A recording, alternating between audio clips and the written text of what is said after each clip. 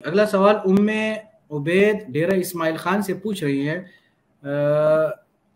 السلام علیکم مفتی صاحب، صورت مسئلہ یہ ہے کہ فاطمہ کا خاوند زید کفایت شعاری سے کام نہیں لیتا اور فضول خرچی کرتا ہے، اور جب فاطمہ سے جمع شدہ رقم کے بارے میں پوچھتا ہے اور وہ اصل رقم سے کم بتاتی ہے، کیونکہ اگر درست بتائے گی تو زیادہ خرچہ کرے گا اور ضرورت کے وقت رقم نہیں ہوگی۔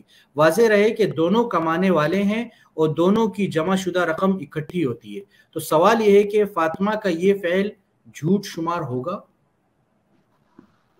دیکھیں، جھوٹ تو نہیں بولنا چاہیے، جھوٹ تو حرام ہے۔ حدیث میں آیا، حضور صلی اللہ علیہ وسلم نے ارشاد فرمایا، منافق کی نشانیوں میں سے ایک نشانی ہے کہ وہ جھوٹ بولتا ہے، جھوٹا ہوتا ہے۔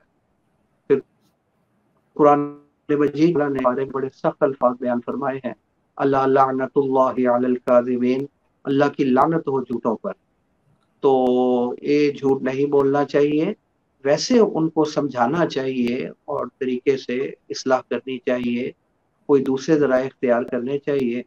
میرا خیال میں ان سے یہ چیز جھوٹ اختیار نہیں کرنا چاہیے اس مقصد کے